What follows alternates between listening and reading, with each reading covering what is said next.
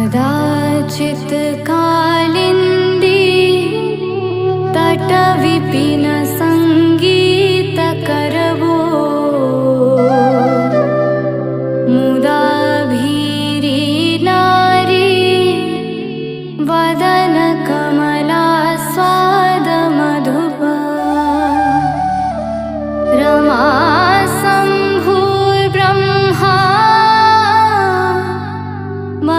पति गणेशार्चितपदो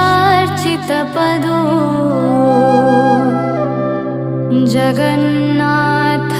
स्वामी नयनपथगामी